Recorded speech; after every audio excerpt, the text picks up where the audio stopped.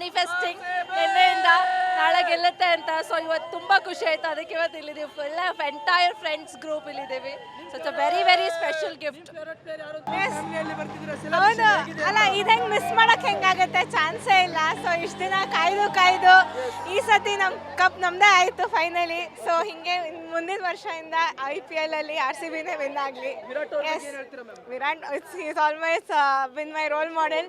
So ಯಾವಾಗಲೂ ನೋಡ್ತಾ ಇದ್ದಾಗ ಅವರು ಕರಿಸ್ಮಾ ಮತ್ತು ಅವ್ರು ಆಟಾಡೋ ರೀತಿ ಯಾವಾಗಲೂ ಚೆನ್ನಾಗಿರ್ತಿತ್ತು. ಸೊ ಎಲ್ಲರಿಗೂ ಅವರು ಲೈಕ್ ಟ್ರೂ ಇನ್ಸ್ಪಿರೇಷನು. ಎಲ್ಲ ಅಪ್ಕಮಿಂಗ್ ಪ್ಲೇಯರ್ಸ್ ಆಲ್ಸೋ ಬಂದುಬಿಟ್ಟು ಅವ್ರಿಗೆ ಸಪೋರ್ಟ್ ಮಾಡಿಬಿಟ್ಟು ಅವ್ರಿಗೆ ಹೆಲ್ಪ್ ಮಾಡಿ ಎಲ್ಲ ಕಲ್ತ್ಕೋತಾರೆ ಅವರಿಂದ.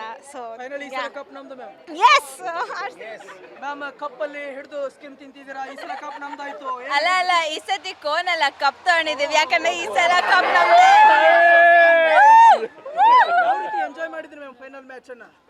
ಕಿರ್ಚಾಡಿ ಫುಲ್ ನೋಡಿ ಫುಲ್ ಜೋಶಲ್ಲಿ ಎಂಜಾಯ್ ಮಾಡಿದೀವಿ, ಡ್ಯಾನ್ಸ್ ಮಾಡಿ. 8 ವರ್ಷ ಆದ್ಮೇಲೆ ಬಂದಿರೋದು, ಆಬ್ವಿಯಸ್ಲಿ ಈ ಸಲ ಕಪ್ ನಮ್ದು.